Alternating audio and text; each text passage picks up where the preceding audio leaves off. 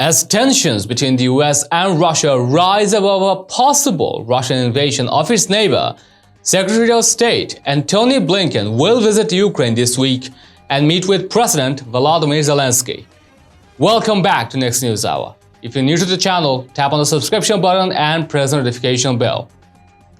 Following disappointing diplomatic discussions between Moscow and the West in Europe last week that failed to address fundamental divisions over Ukraine and other security issues, Blinken will be in Kiev on a hurriedly organized trip to express US support. The Biden administration has accused Russia of planning a false flag operation to serve a justification for action as a result of those conversations. Russia has strongly refuted the accusation.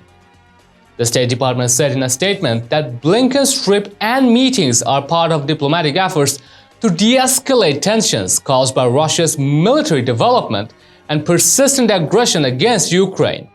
Blinken will go from Kiev to Berlin, where he will meet with the colleagues from Germany, the United Kingdom, and France to discuss a possible reaction to any Russian military action.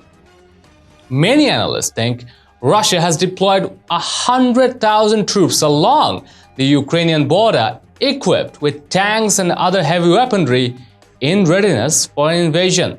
According to State Department, Blinken will meet with Zelenskyy and Ukrainian Foreign Minister Dmytro Kuleba on Wednesday to reaffirm the US support for Ukraine's sovereignty and territorial integrity.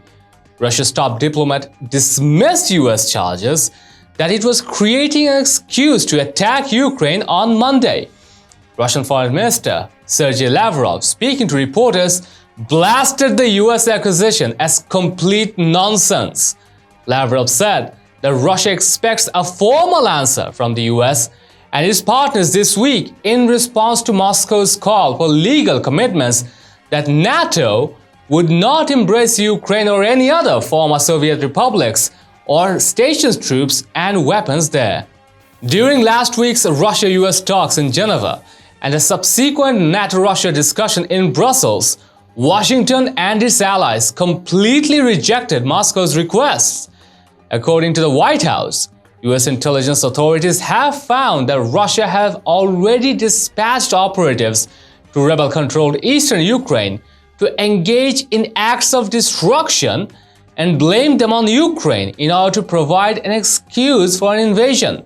Following the overthrow of Ukraine's Moscow-friendly president, Russia annexed the Crimean Peninsula and in 2014 backed a regional conflict in eastern Ukraine. In over 8 years of conflict between Russia-backed insurgents and Ukrainian forces in the country's industrial heartland, known as Donbas, over 14,000 people have been murdered. If the West refuses to meet Moscow's demands, Russian President Vladimir Putin has warned to use undefined military actions. Well, we'd like to know your thoughts and responses. Share them in the comments down below. Also, share this news and show us support through subscribing to our channel. Stay tuned for the real stuff on Next News Hour.